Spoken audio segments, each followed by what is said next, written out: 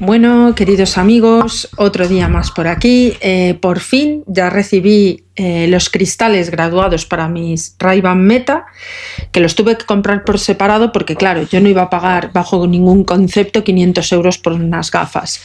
Me las he sacado por el programa de Movistar, que es el operador con el que yo tengo contratado los servicios Wi-Fi de Internet, y estoy muy contenta porque no pago nada más que 8 eurillos por ellas. Y los cristales, evidentemente, como son graduados y tengo una graduación importante, me los he adquirido progresivos en la tienda Casa Oficial, que os recomiendo para los que utilicéis este tipo de gafas, que se llaman V-Rock. Dejad un segundito, que tengo aquí la caja, por aquí la tengo. Y veamos.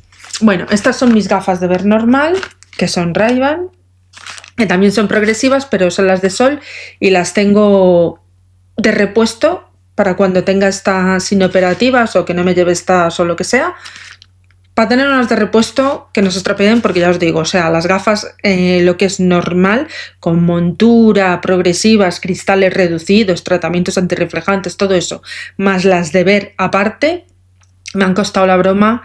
Progresivas con la graduación que yo tengo, que es bastante importante, me han costado 900 euros. Si yo hubiera sabido esto, a lo mejor solo me hubiera hecho estas, ¿vale? Pero luego pensándolo así más fríamente he dicho, joder, y si algún día se te raya algún cristal, se te estropea o lo que sea, o se te desajusta una patilla, se te cae o simplemente no te funcionan las gafas, no puedes estar sin gafas, las tienes ahí. Bueno, pues fenomenal, es un dinero bien invertido, las tengo ahí y fenomenal. O sea, son las de pasta estas azules que me veis que uso siempre, que también son Ray-Ban, y son estas, ¿vale? Estas son más chiquititas, pero tienen la misma graduación, ¿vale?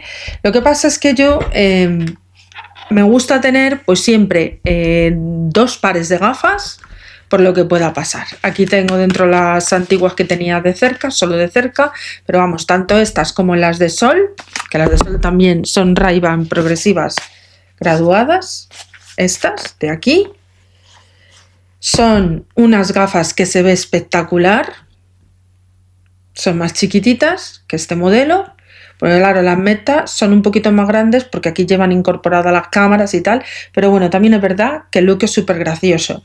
Bueno, entonces, como decía, estas me las guardo de repuesto por aquello de lo que pueda pasar, ¿vale? Que no tengamos un incidente, que si se te cae una gravilla de un árbol y te las destroza, en fin, yo ya como he tenido tantos desaguisados con las gafas, siempre quiero guardarme unas con la graduación perfecta,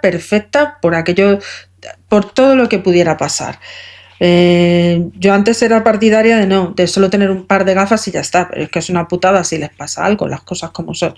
Entonces, bueno, tengo estas aquí, que la verdad que se ven fenomenal con ellas, y bueno, pues ahora voy a utilizar las Ray-Ban Wayfarer, que había dicho, las Wayfarer generación 2, que es este modelo, con los cristales de transición, que los que he comprado aparte en el proveedor también son de transición. El proveedor que os estaba comentando, V-Rock, y yo me los he sacado con todos los tratamientos del cristal, reducción, antirreflejos, además polarizado para las pantallas con filtros azules para que no me haga daño, porque yo padezco epilepsia, joder, el que no me pasa a mí. Un montón de cosas que, bueno, el uso muy continuado de pantallas me dan crisis de epilepsia, entonces tengo que tener cuidado con la luz, infrarrojos y este tipo de luces que emiten las pantallas, porque evidentemente me pueden causar crisis. Bueno, pues me llegaron ayer. Prácticamente ha pasado 20 días desde que los encargué. Eso sí, mandarles, si lo pedís, desde luego, os dejaré el enlace en el vídeo. Si los pedís, mandar, independientemente de cómo seleccionéis la graduación, mandar la receta de la óptica, porque así lo enviáis adjunto al email de soporte que ellos os pasan, y con la tontería pues os aseguráis de que los cristales vengan perfectos. Estas lentes son Essilor Varilux, o sea, se ven espectacular. Es que yo, vamos, es como si hubiera recuperado, como si nunca hubiera tenido problemas de vista. Es que veo espectacular. Luego, por no hablar de la calidad del cristal para la reducción y la transición del sol. Bueno, ahora porque estoy ahora mismo en interior, pero si me diera la luz en la calle, efectivamente en casa se ve blanco el cristal, pero en la calle se oscurece. Y es fantástico porque es como si llevara las gafas de sol. Luego, pues lo que digo, al tener la patilla ancha, más gruesecita, a ver, la veis así, al tener la patillita un poquito más ancha, os la enseño. Se ajustan muy bien y a mí lo que me da es cierta garantía de que no se me van a caer. Bueno, se me ha activado la música. A ver, lo paro porque no quiero que me consuma batería ahora mismo, pero bueno, le voy a dar aquí para que veáis esta lucecita que se enciende. Estoy grabándome también con la web, pero también colgaré el vídeo en el que estoy yo viendo esta pantalla para que veáis cómo se graba el vídeo. Voy a hacer este vídeo simultáneamente, grabándome con lo que es la cámara que tiene el ordenador, pero también grabándome con esta cámara. Y bueno, pues os viene con un estuchito para que pongáis los cristales después cuando se los cambiéis. Sí que es verdad, y hay que decirlo, que cuesta un poco colocarlos en su sitio, sobre todo si tienen una gradación importante, porque los míos, vamos, es uno de ellos, del estándar que viene con las gafas, con la gafa Ray-Ban. El mío evidentemente tiene un grosor más grande que esto. A ver, me lo acerco yo así, a lo mejor captándolo con la cámara se ve mejor. Es un grosor mucho más grande que esto, como el doble de esto, y para encasquetarlos aquí en lo que es ajustarlos a lo que es la montura, me las deseé, digo, no vaya a ser encima que se me partan. ¿Podía haberlo llevado a la óptica? Sí, pero el problema es que la óptica, normalmente, si te hubieran hecho todo este proceso, a lo mejor me hubiera costado la broma, los cristales y el ponértelos tal, 200 y pico euros. Digo, mira, paso, lo llevo así y que sea lo que Dios quiera, que podía ser que hubieran venido mal. Por eso siempre digo, mandar la receta específica del grosor del cristal, todo, que el óptico donde os hagáis vuestra óptica de confianza, donde os graduéis la vista, os haga la receta perfecta para el tipo de reducción de cristales, el eje que llevan, luego la pupila que os la marque bien, porque luego tú eso lo tienes que poner en la receta para que en la pupila, sobre todo cuando van polarizadas, no te oculte la imagen y te deje que no puedas ver, ¿vale? Porque hay gafas que las que son polarizadas, en este caso, las pantallas realmente no te deja verlas, ¿vale? Viene con su trapito y la verdad que estoy súper contenta. Todo el mundo me decía, pero esto me lo ha dicho la óptica, ya verás cuando prueben los cristales Essilor, que por cierto yo no estoy haciendo promoción de nada, ni cobro de Essilor, ni cobro de VRock, no cobro de nadie. Yo no estoy monetizando absolutamente nada, ni hago promoción a ningún proveedor, pero sí que es cierto que si a mí me preguntan por mi opinión de ese tipo de cristales, tienen una calidad Varilux, Essilor, fantástica. Son unos cristales que se ven muy muy bien. Entonces, ya que nos vamos a estar utilizando gafas durante todo el día, porque las necesitamos, que mínimo que tengamos la comodidad adecuada para que no nos afecte la vista. Perdonadme porque voy a colocar esto en su sitio. A ver, porque tengo aquí el estudio, que tengo un montón de cosas y al final montones de cosas. Al final parece que tengo la mesa llena de historia. Pues bueno, la historia es esa, que me encantan cómo se ven, que veo fenomenal con ellas, que no se me cansa la vista en absoluto, que tienen un campo de visión muy amplio, porque al ser la montura mucho más ancha y el cristal más ancho, pues el campo de visión del ojo, si nos damos cuenta, abarca mucho más, y a mí pues noto sobre todo que la vista no se me cansa en absoluto. Entonces, bueno, como voy a grabar hoy el vídeo del rincón de la historia donde me había quedado, porque llevo ya 2 o 3 días que no he colgado nada para recuperar la actividad del canal. Bueno, pues voy a hacer el vídeo, que lo sepáis, grabando esta demostración, y bueno, pues lo colgaré en el de setup y unboxings también, para bueno, que veáis la calidad de grabación y podáis tener una prueba fehaciente de la calidad de estas gafas. Y además es perfecto porque así también podéis ver cómo yo puedo leer las cosas, que lo estoy grabando en estos momentos, y bueno, pues así tener una constancia real de lo que es la imagen en sí. Mirad, me voy a acercar esto así porque la posición de leer es esta, leo perfectamente, mientras que con las otras gafas es que no podía leer. Con las otras gafas es que me costaba hasta fijar la vista, y me costaba precisamente por eso, porque al ser solo de lejos, el ver de cerca era imposible, y yo casi que mejor leo así que incluso acercándomelas así. Es que realmente las progresivas son para tener una distancia adecuada, que es el largo de vuestro antebrazo, es la posición que tenéis que tener correcta para leer, para evitar fatiga ocular, para evitar este tipo de cosas. Bueno, pues ahora enseguida, darme un segundito, que tengo que guardar esto que me pone de los nervios, los trapitos estos que te dan, porque el trapito sí que tengo que decir que tiene que ser este tipo de pañitos que son súper finitos para no rayar los cristales, y con líquidos adecuados. Un truco que me ha dado a mí la óptica, fíjate, que yo siempre las limpiaba, que sí con el Fairy, que sí con el gel, en fin, ni se os ocurra, y menos las gafas polarizadas. Tenéis que lavarlas con una pastilla de jabón neutro, sin crema, sin glicerina, jabón absolutamente neutro. Yo compré una pastilla en la farmacia y es lo que mejor deja los cristales. No los deja grasos, los deja con una vista espectacular, no se rayan y sobre todo no engrasan el cristal, porque muchos productos de estos que se utilizan para limpiar lentes, si no son el adecuado, os dejan una mancha grasosa, y cuando son cristales polarizados eso es horrible porque deteriora el cristal, y sobre todo porque normalmente quitan todos los tratamientos antirreflejantes, todos los tratamientos antirrayazos, etcétera. Todo lo que lleve para mejorar la calidad de la visión, en 2 días os lo habéis cargado. Entonces siempre utilizad, mi consejo, una pastilla de jabón neutro, pastilla, no gel, pastilla de jabón neutro, y no de lagarto, no cosas raras, jabones neutros. Yo lo compré en la farmacia y, como os dije, estoy encantada.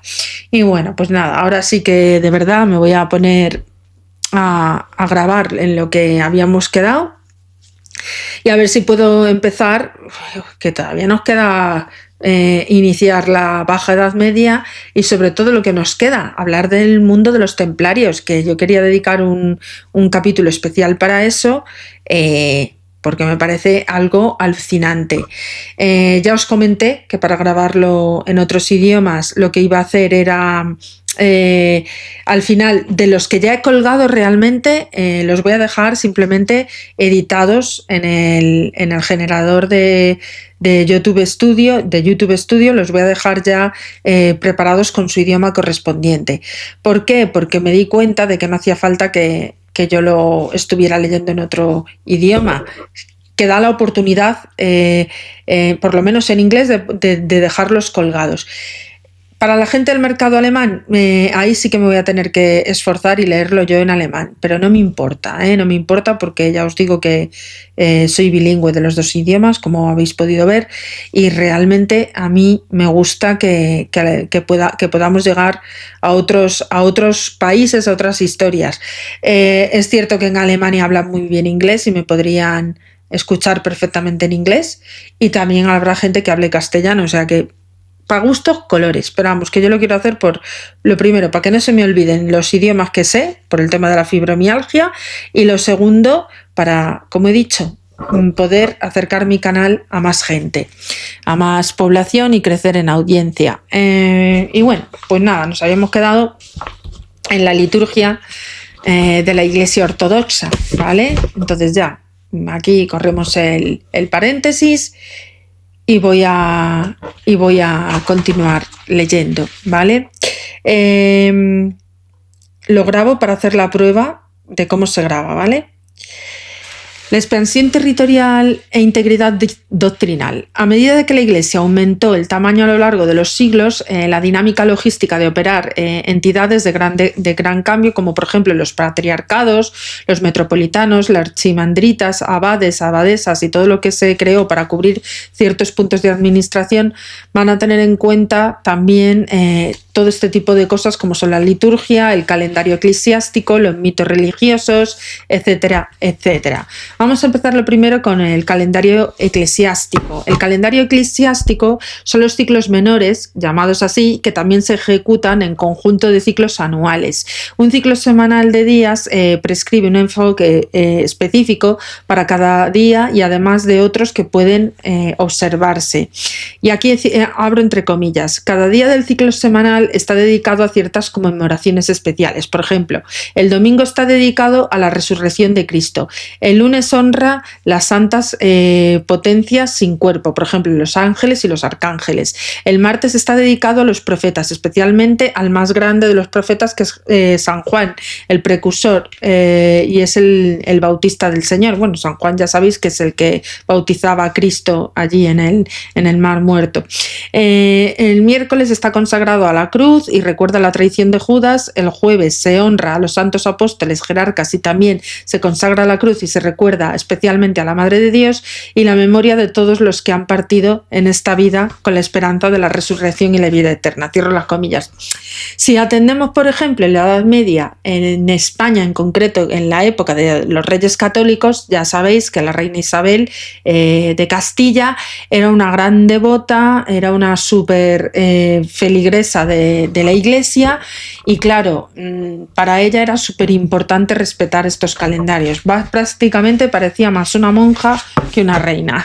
En cuanto a los ritos religiosos, se utilizaba, por supuesto, la música y el canto. De hecho, los grandes difusores de la música, en principio, también se hizo a través de los monasterios, ¿vale? Y es la forma en la que se empieza a aprender el solfeo, que el solfeo, el primer creador fue Pitágoras a través de las matemáticas, en la época de la Grecia clásica. Pero, por supuesto, esto ha ido expandiéndose a través de los centros que impartían la cultura, que en este caso eran las iglesias, ¿vale? Para la composición del canto religioso se usa el octoikos en el sistema, lo diré, ortodoxo, el sistema de 8 tonos o modos. Nosotros en la escala occidental tenemos 7, pero los orientales tienen 8, análogo a los modos gregorianos en Occidente y a otros sistemas musicales cristianos. La música bizantina es microtonal. No obstante, los eslavos y al norte se han empleado sistemas tonales más simples y desarrollados a través de diversos tipos locales de canto, como el zameni. Actualmente se usa en la música occidental y a menudo con armonía de 4 partes y los tonos además son simplemente conjuntos de melodías. Bueno, entiendo que si hay entre los oyentes alguien que sea específico o esté especializado en ingeniería de sonido, especialmente de performance, creación de música, pero sabiendo solfeo y todo esto lo sabrá muchísimo mejor que yo. No obstante, los eslavos, como hemos dicho, hay numerosas versiones de estilos que son tradicionales y aceptables y varían enormemente entre las culturas, ¿vale? Dejar un segundito. En cuanto a las tradiciones de la Iglesia bizantina ortodoxa, bueno, la Iglesia ortodoxa pone énfasis y además brinda un alto nivel de prestigio a las tradiciones monásticas y ascéticas con raíces del cristianismo primitivo del cercano Oriente, por ejemplo, de la Anatolia bizantina, la península de Anatolia, ya sabéis, esa que está justo ahí en el Oriente Medio, ¿vale? Los centros más importantes son del monacato cristiano ortodoxo, que son el monasterio de Santa Catalina en la península del Sinaí en Egipto y el monte Athos en el norte de Grecia, muy importante cuna del ortodoxismo. Todos los obispos son monjes. Si un hombre que no es monje es elegido obispo, debe ser tonsurado como monje antes de poder ser consagrado, es decir, que le tienen que hacer de la orden orden ortodoxa. Por costumbre, igualmente, un hombre debe de ser monje o estar casado para ser ordenado. Los iconos y los símbolos. En cuanto a los iconos, esto sí que generó una especie de cisma entre lo que es la Iglesia católica y la oriental contra la occidental por el tema de las imágenes. Los aspectos de la iconografía han sido influenciados por el arte romano helenístico de los precristianos. Se afirma en algún momento que en este instinto había un grado de verdad. Las representaciones de Cristo como el Señor Todopoderoso en su trono del juicio debían algo a las imágenes de Zeus. Los retratos de la Madre de Dios no eran del todo independientes de un pasado pagano, de diosas madres veneradas. En la mente popular, los santos habían llegado a cumplir el rol que habían desempeñado héroes y deidades antiguas de la mitología clásica. Los iconos se pueden encontrar adornando las paredes de las iglesias, a menudo cubren por completo la estructura interior. La mayoría de los hogares ortodoxos tienen un área reservada a la oración familiar, generalmente una pared orientada al este en la que se cuelgan muchos iconos. Los iconos han sido parte del cristianismo ortodoxo desde el comienzo de la Iglesia. En cuanto al iconostasio, un iconostasio, llamado también templón, es un muro de iconos y pinturas religiosas que separa la nave del santuario de una iglesia. El término iconostasio también viene y se refiere al soporte portátil para los iconos que pueden decorar cualquier lugar dentro del templo. El iconostasio moderno evolucionó del templo bizantino del siglo XI. La evolución probablemente daba en gran medida al misticismo y la esicasta del siglo XIV y al genio de la talla de la madera de la Iglesia Ortodoxa rusa. El primer iconostasio ruso de 5 niveles y hasta el techo fue diseñado por Andrei Rublev en la Catedral de Domiciano de Vladimir en el año 1408. Aquí tenemos un ejemplo de las, lo diré, es que a ver si me guío, para este lado, aquí, de las cruces. Es que claro, me estoy mirando en el otro lado y es horrible, me estoy confundiendo. Pues esas son las cruces ortodoxas. Hay muchas imágenes en estas iglesias que tienen este tipo de cosas. Hubo una guerra, por llamarlo de alguna manera, en que decían que los bizantinos utilizaban muchísimas imágenes y que la Iglesia católica debería de ser más austera, pero si luego a lo mejor lo vemos en el tiempo, nos damos cuenta que luego, si vemos por ejemplo la decoración de la Capilla Sixtina, evidentemente no se ha cumplido nada de eso, es decir, que han seguido adoptando imágenes, etcétera. Pero sí que es cierto que la Iglesia de Bizancio se distingue bastante porque además tenían lo que le llamaban el Pantocrátor, que era el dios del juicio final, que se representaba siempre en todas las grandes catedrales, etcétera, etcétera, y además estaba todo hecho con mosaicos de oro puro, de grandes piedras preciosas, etcétera. Tienen una riqueza excepcional. O sea, en historia del arte hablaremos del movimiento iconoclasta, ¿vale? Pero ahora mismo os voy a introducir exactamente lo que es la historia como tal, pero cuando abarque el periodo cultural referido a lo que es la historia del arte en todos estos años, no solo para España, sino para Europa, etcétera, la cuna del arte medieval, por supuesto que hablaremos de la cultura ortodoxa religiosa, cómo era el arte en estas épocas, ¿vale? En cuanto a la cruz, por supuesto que las cruces son distintas. Nuestra cruz es la cruz latina, esta. Pero la ortodoxa la nuestra es la cruz griega y la ortodoxa es esta. Tiene como varias cruces. Lo habréis visto en muchas simbologías. Es la típica cruz parecida a la de Caravaca, la de Don Pelayo, etcétera, etcétera. Es muy parecida. Y las de los templarios, ¿vale? El pequeño travesaño superior representa la tablilla de Poncio Pilato que clavó sobre la cabeza de Cristo, a menudo donde aparecía el acrónimo INRI, Jesus Christus, Jesús de Nazaret, Rey de los Judíos. Es que yo no lo sé decir en latín. O INVI, que es en el griego Jesús de Nazaret, el Rey de los Judíos, lo mismo, ¿vale? Para los latinos INRI con R y para los griegos INVI con beta, ¿vale? No obstante, a menudo se reemplazaba por el Rey de la Gloria, con el objeto de responder a la declaración de Pilato con la afirmación de Cristo: mi reino no es de este mundo, ¿vale?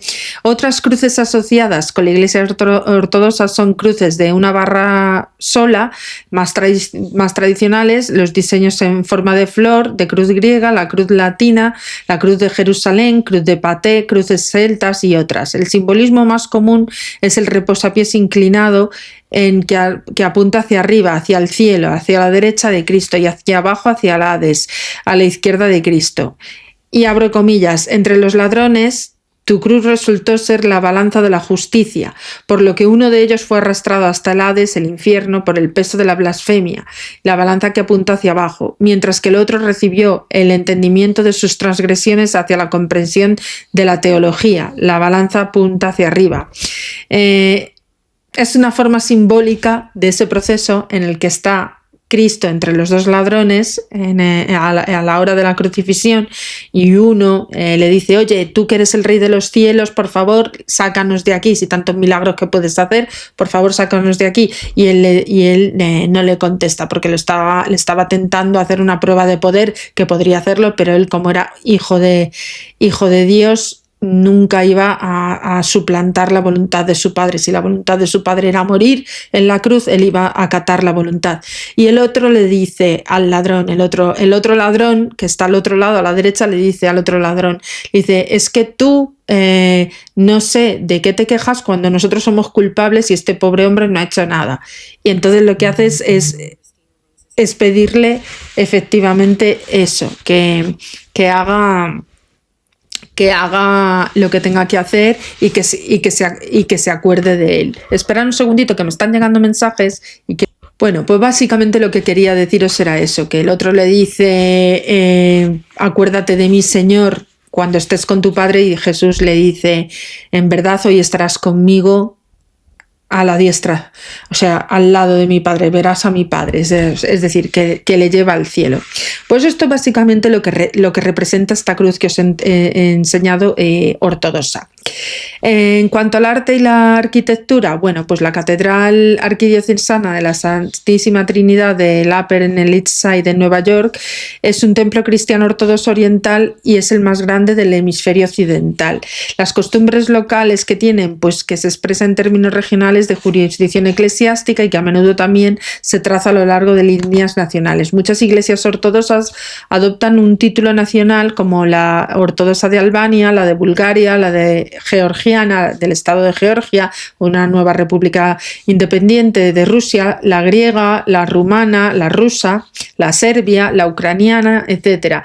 Y al título pueden identificar por el idioma que se utiliza en los ritos, es decir, que no hablan en latín, hablarán en su propio idioma. En cuanto a los santos y los misterios, los sacramentos, por supuesto está el bautismo, ¿vale? La crismación, que es lo que le llaman la confirmación, la Sagrada Comunión, el arrepentimiento, que es la confesión, y el matrimonio, ¿vale? Y las órdenes sagradas. Vamos a hablar un poquito de ellos. El bautismo, en este sentido, a través del bautismo, una persona que se une al cuerpo de Cristo se convierte en miembro de la Iglesia ortodoxa. Durante el rito se bendice el agua. El catecúmeno es sumergido completamente en agua 3 veces en el nombre de la Trinidad. A los niños aquí les echan el agüita en la cabeza en una pila bautismal, y aquí no, aquí les meten dentro del agua, ¿vale? Como bautizaba San Juan Bautista, bautizaba a la gente en el mar, allí, en el oriente. Esto se considera una muerte del hombre viejo para la participación en la crucifixión y la sepultura de Cristo, y un renacimiento a la nueva vida de Cristo por la participación en la resurrección. Propiamente el misterio del bautismo es administrado por los obispos y sacerdotes. No obstante, en casos de emergencia, cualquier cristiano ortodoxo puede bautizar. Nosotros, los occidentales, católicos, no podemos bautizar, solo lo puede hacer el sacerdote. Nosotros no. En cuanto a la crismación o confirmación, es el misterio por el cual una persona bautizada se le concede el don del Espíritu Santo a través de la unción del santo crisma. Normalmente se administra inmediatamente después del bautismo como parte del mismo rito, pero también se usa para recibir a miembros no practicantes de la Iglesia ortodoxa. Así como el bautismo es la participación de la persona en la muerte y resurrección de Cristo, así la crismación es la participación de una persona en la venida del Espíritu Santo en Pentecostés.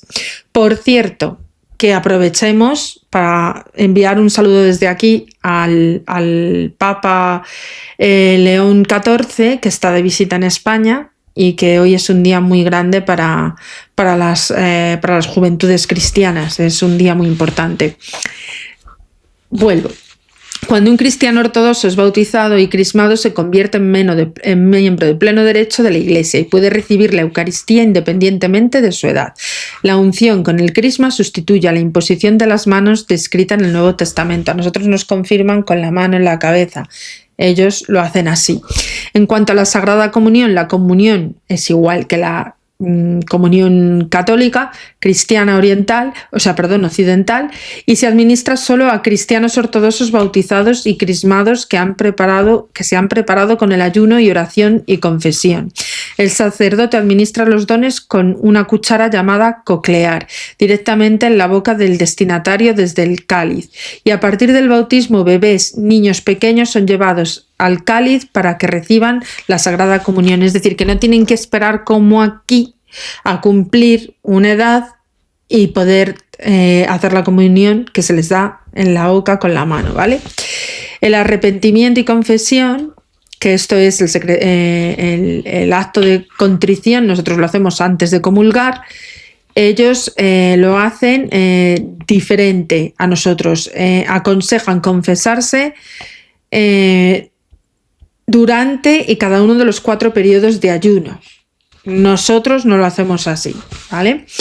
Luego, en cuanto al matrimonio, desde la perspectiva ortodoxa, esto es muy importante, el matrimonio es uno de los sagrados misterios o sacramentos. Como ocurre en muchas otras tradiciones cristianas, por ejemplo, en el catolicismo, tiene la función de unir al hombre y la mujer en la eterna unión del amor entre Dios, con el fin de seguir a Cristo y el Evangelio y formar una familia santa fiel a través de la unión consagrada. La Iglesia entiende al matrimonio como la unión de un hombre y una mujer con ciertos líderes ortodoxos que se han pronunciado enérgicamente en contra de esta institución civil, del matrimonio entre personas del mismo sexo. Por desgracia, en estos países no está bien vista la homosexualidad. Y sí que es cierto que si hay un Dios justo y amor pleno hacia la humanidad, no creo, sinceramente, mi humilde opinión, que por ser homosexual directamente, si tu intención es la de amar, no hacer daño a nadie, no creo que te excomulguen por ello. Lo que pasa sí que es cierto que esto es como el machismo y patriarcado tan exagerado que no permite ver otras formas de amar, ¿vale? Esto sí que sería un melón, abrir a debate. ¿Vosotros qué opináis de todo eso? Yo pienso que si Dios es verdadero amor, no podría condicionar la sexualidad de las personas y no creo que lo haga, porque a fin de cuentas nos iremos de este mundo y rendiremos cuentas por nuestros actos o nuestra falta de omisión de actos justos. Si nosotros hacemos cosas que no están bien hechas, evidentemente se nos va a juzgar por ello, pero simplemente por amar de una forma distinta, al final amor es amor. No es guerra, ni son delitos de sangre, ni es matar a nadie. Quiere decirse que, bueno, en fin, me guardo mi opinión porque sé que hay gente que está en contra de la homosexualidad, pero bueno, yo creo que se equivocan, porque creo que hay que permitir a la gente amar como deba de amar. Por supuesto, los homosexuales no son pederastas y eso hay que dejarlo bien claro porque la gente confunde una cosa con la otra, ¿vale? Y eso no tiene nada que ver. También hay pederastas que son heterosexuales, o sea, el hábito no hace al monje, ¿vale? En cuanto a las órdenes sagradas, pues como hemos dicho, están los sacerdotes, los diáconos, etcétera, etcétera, y lo que hemos hablado prácticamente en los volúmenes anteriores que hemos citado. En cuanto a la distribución, pues evidentemente la Iglesia Ortodoxa como lo digo, se reparte por todos los países del este, de la parte oriental de Europa: Rusia, Rumanía, Moldavia, Grecia, Bielorrusia, Serbia, Bulgaria, Georgia, Macedonia del Norte, Chipre, Montenegro. Especialmente en la antigua Yugoslavia ha habido ahí una mezcla de religiones, que eso fue lo que en realidad fue el gran causante de la guerra de este cisma y desunificación que al final supuso la disgregación de lo que era la antigua Yugoslavia en estados independientes, y mucho fue por la religión. Letonia, Estonia, Albania, Lituania, Bosnia, Herzegovina, Croacia, Eslovenia, Alemania, Finlandia y las antiguas repúblicas soviéticas de Asia, la mayoría son ortodoxas: Turkmenistán, Uzbekistán, Azerbaiyán, Kazajistán, Kirguistán, Tayikistán. En el Oriente Medio pues está la zona del Líbano, Siria, Jordania, Israel, Judea y Samaria. Pues evidentemente Cisjordania pues tienen gran población ortodoxa, conviviendo por supuesto con las religiones musulmanas. Es que lo que hay que decir es que según se ha ido repartiendo la población, así se ha ido repartiendo lo que es la religión. Bueno, y ya en base a esto pues ya terminaríamos lo que es la Iglesia Ortodoxa como tal, y bueno, la Ortodoxa Bizantina. Y ya en el próximo capítulo que iniciaremos mañana, ya por fin vamos a hablar de nuestros queridos amigos, los caballeros templarios. Sí, por supuesto, esto está recogido en el Wikipedia, pero también he profundizado con esquemas de otros libros de historia, porque yo, como sabéis, no consulto una única fuente, consulto más para elaborar el mejor contenido posible en cuanto a este sentido.